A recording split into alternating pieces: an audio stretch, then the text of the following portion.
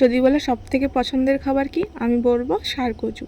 প্রথমে কড়াইতে জল গরম করতে দিয়ে ষাঁড় কচুগুলোকে নুন, হলুদ, লঙ্কা গুঁড়ো দিয়ে সেদ্ধ করে নেব।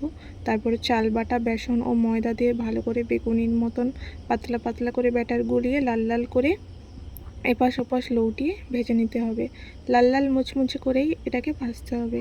এটা লাল লাল মুচমুচে হয়ে ভাজা হয়ে যাওয়ার পরে ওই তেলেই পেঁয়াজ ও টমেটো চপ করে রেখেছিলাম, ওই চপ করে রাখা পেঁয়াজ ও টমেটোর উপরে 1 চামচ হলুদ ও 1 চামচ লবণ দিয়ে ভালো করে ভাজা ভাজা করে নিতে হবে। ভাজা ভাজা হয়ে গেলে 1 চামচ রসুন বাটা ও 1 চামচের মতন লঙ্কা গুঁড়ো দিয়ে মশলাটা আর একটু ভালো করে ভাজা ভাজা করে নেব। ভাজা হয়ে গেলে আদা বাটা, জিরে বাটা ও কাজু বাদাম বাটা ও সামান্য পরিমাণ জল দিয়ে মশলাটা ভালো করে কষিয়ে নেব। মশলা থেকে যখনই তেল ছেড়ে আসবে তখনই চিনি ও সামান্য পরিমাণ জল দিয়ে মশলাটা ফুটতে থাকুক।